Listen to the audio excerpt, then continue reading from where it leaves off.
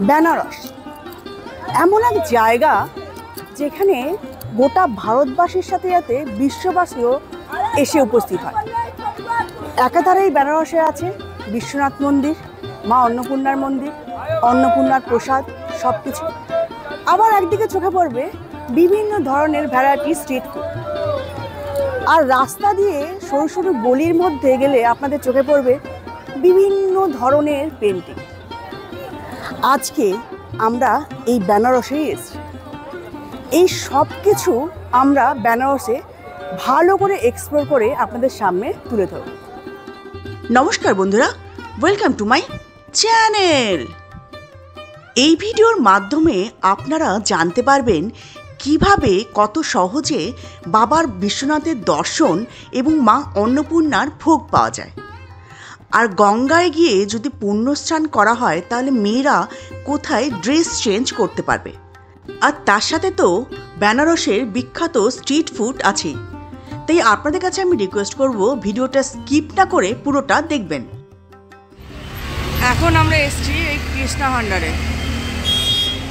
এখানে একটু টিফিন করব, দেখা যাক কী কী টিফিন পাওয়া যায় এখানে। দিনের শুরু যেহেতু চা এবং প্রাতরাশ থেকে শুরু হয়, তাই আমরাও আর দেরি না করে সকাল সকাল হোটেলের কাছ থেকে অটো নিয়ে চলে গেলাম কৃষ্ণা ভান্ডারে। কৃষ্ণা ভান্ডারে এসে আমরা বেনারসি কচুরি অর্ডার দিয়েছি। এখানকার স্পেশাল হচ্ছে বেনারসি কচুরি। তাছাড়াও এখানে ছোলা ভাটোরা, সাউথ ইন্ডিয়ান বিভিন্ন ডিশ সব কিছুই পাওয়া যায়, জিলেপি পাওয়া যায়। আমরা জিলেপির অর্ডার দিয়েছি। একটু কচুরিটা খেয়ে দেখি কেমন। কচুরির ভেতরে কিন্তু হালকা হালকা একটা ছাতুর স্টাফ করা আছে, এখন স্টাফিং করা একদম দেখা যাচ্ছে। খেয়ে দেখি কেমন।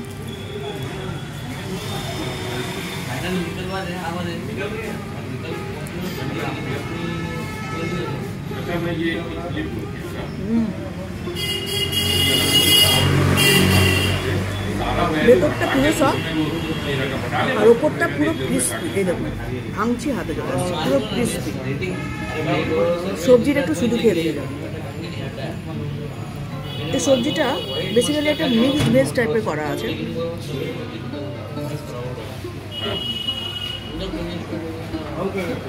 খুব সিম্পল খেতে, কিন্তু টেস্ট ভালো। একদম বেশি মশলা ইউজ করা হয়নি। নুন হলুদ আর একটা হালকা ভাজা মশলা ইউজ করেছে, খেতে খুব ভালো হয়েছে। জিলেপি অর্ডার দিয়েছিলাম, জিলেপি এসছে একদম গরম, পুরো গরম।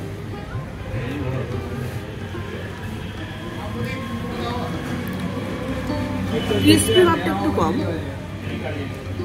আর মিষ্টির ভাবটা খুবই বেশি। মানে চাশনি যেটা করেছে সেটা মিষ্টি বেশি, টেস্টি আছে। ওভারঅল খুবই টেস্টি,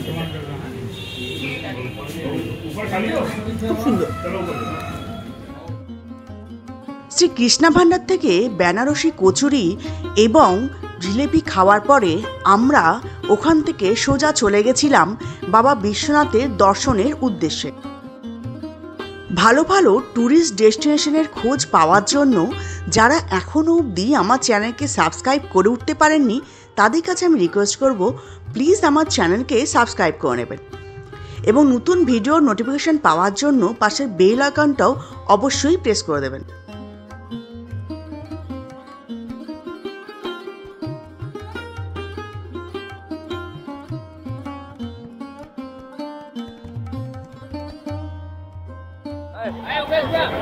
এখন আমি দাঁড়িয়ে আছি বিশ্বনাথ মন্দিরের 4 নম্বর গেটের সামনে।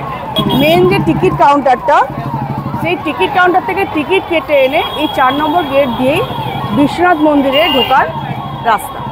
কাশী বিশ্বনাথ মন্দিরে এই যে জায়গাটা দেখছেন, Shri Kashi Biswanath temple trust and health, এই জায়গাটা হচ্ছে অরিজিনালি টিকিট কাউন্টার এবং ওয়েটিং রুম। সুগম দর্শন এবং রুদ্রাভিষেক দর্শন দুটো টিকিট এখানে পাওয়া যায়। সুগম দর্শনে হচ্ছে 300 টাকা করে পার হেড, আর 300 টাকার সুগম দর্শনে পাওয়া যায় তাড়াতাড়ি বাবা বিশ্বনাথের দর্শনের সুযোগ, একজন করে পুরোহিত এবং 50 গ্রামের মেওয়া লাড্ডুর একটা প্যাকেট। আর রুদ্রাভিষেকের দর্শনের জন্য দিতে হবে 450 টাকা। সেখানে পাওয়া যায় একটা পুজোর থালি আর একজন করে পুরোহিত।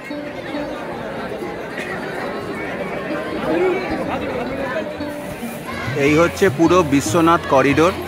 আপনারা দেখতেই পাচ্ছেন এই যে অঞ্চলটাতে আমরা দাঁড়িয়ে আছি, এটাকে বলে শঙ্করাচার্য চক। এই গোটা স্কোয়ার অঞ্চলটা, আর ওপরে ওপরে দেখবেন আপনারা বিল্ডিংয়ের বেশ কিছু ঘরের মতো করা আছে।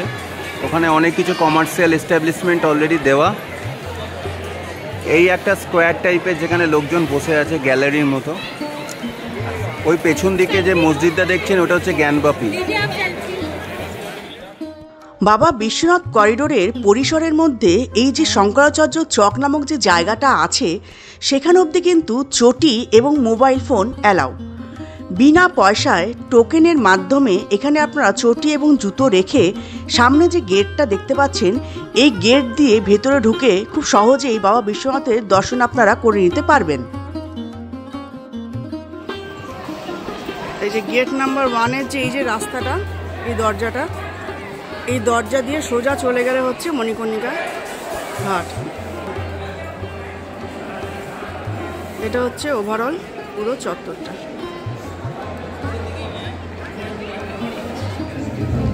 এই দেখুন সোনার মন্দিরের চূড়াটা দেখা যাচ্ছে এখান থেকে।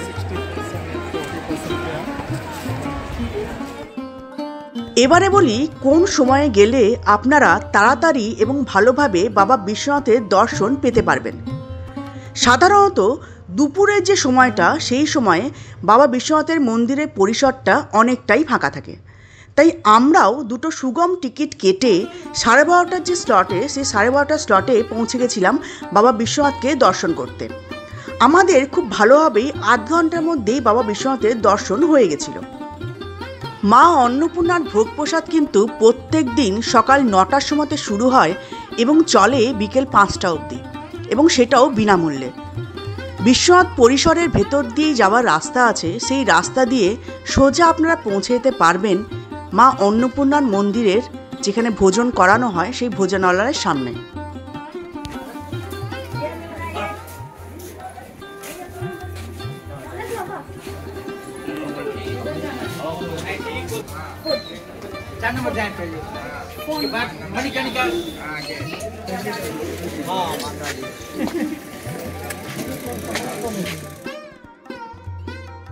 ভালোভাবে বাবা বিশ্বনাথের দর্শন এবং মা অন্নপূর্ণার ভোগ প্রসাদ গ্রহণ করার পরে ওখান থেকে আমরা সোজা চলে গেছিলাম বেনারসের প্রসিদ্ধ ঘাটগুলো একটু ঘুরে ফিরে দেখতে।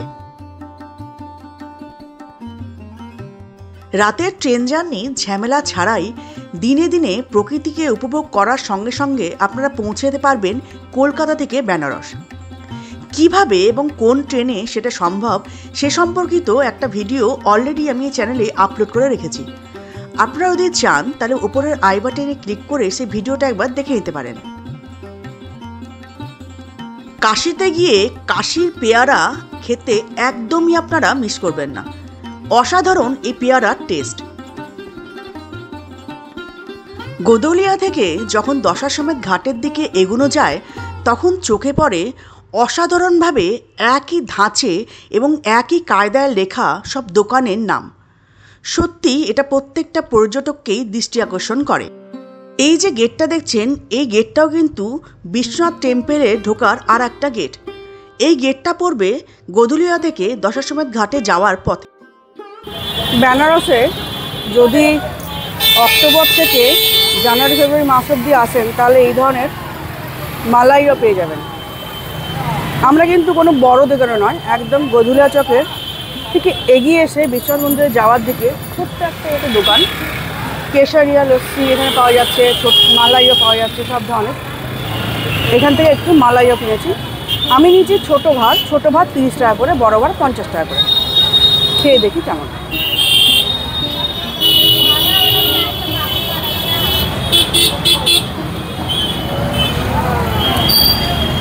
কি বলার নেই,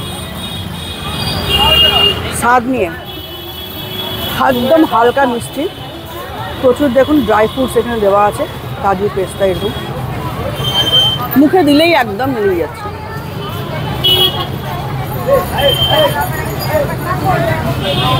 ये कैसे बनाते हैं भैया malayo? दूध को खौला के पहले ठंडा करते हैं, छत पे रखते हैं।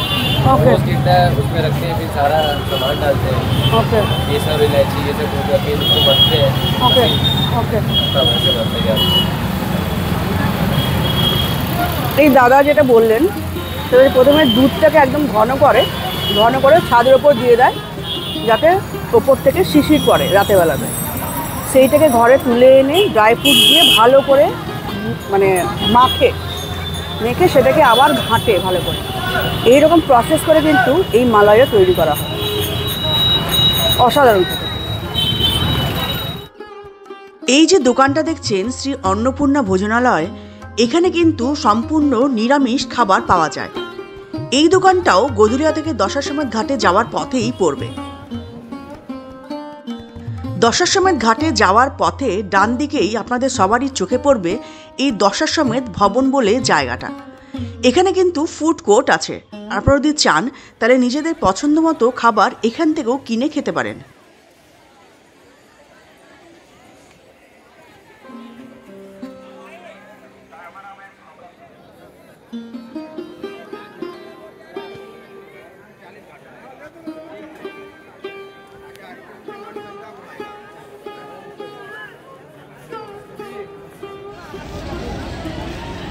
এখন আমি দাঁড়িয়ে আছি রাজেন্দ্র প্রসাদ ঘাটে। এই দেখছেন এটা হচ্ছে রাজেন্দ্র প্রসাদ ঘাট, এই পরেরটা হচ্ছে মানঘাট। আর দূরে দেখতে পাচ্ছেন একটু চড়ার মতো, সেখানে ওটা কিন্তু স্নানঘাট। এই দিকেও কিন্তু কিছু কিছু লোক স্নান করে, ম্যাক্সিমাম লোক যায় ওই দিকে স্নান করতে।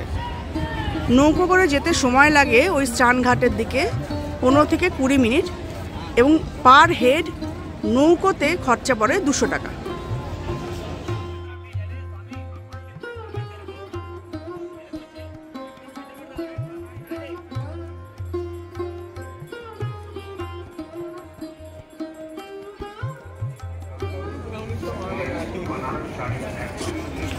এটা হচ্ছে দশাশ্বমেধ ঘাট। এই দেখছেন এটা হচ্ছে দশাশ্বমেধ ঘাটের পুরো চত্বরটা। এখানে সন্ধ্যা আরতি হয়। বেনারসে প্রত্যেকটা ঘাটেই সন্ধ্যা আরতি হয়, কিন্তু এই ঘাটের সন্ধ্যা আরতির আকর্ষণ একটা অন্যরকম মাত্রা পায় সবসময়। বেনারসের এর পরের পর্বে আমরা আপনাদের সাথে বিস্তারিতভাবে আলোচনা করব যে পার হেড 300 টাকা দিয়ে কিভাবে আমরা নৌকায় বসে গঙ্গা আরতি দেখলাম এবং নৌকা বিহার করলাম। তার সাথে এটাও আলোচনা করব যে নামি দামি দোকানের স্ট্রিট ফুড ভালো নাকি লোকাল স্ট্রিট ফুড ভালো। তাই পরের পর্বটা দেখতে একদমই মিস করবেন না। বেনারসে এলেই অনেকের মনেই একটা কোশ্চেন থাকে, সেটা হচ্ছে লেডিস কোনো চেঞ্জিং রুম আছে কিনা চান করার পরে। আমি এখন দাঁড়িয়ে আছি দশাশ্বমেধ ঘাটের কাছে। এটা হচ্ছে দশাশ্বমেধ ঘাট। এই দশাশ্বমেধ ঘাটের কাছেই কিন্তু দেখুন লেডিস চেঞ্জ রুম। দশাশ্বমেধ ঘাটের পাশেই আছে এই শীতলা ঘাট।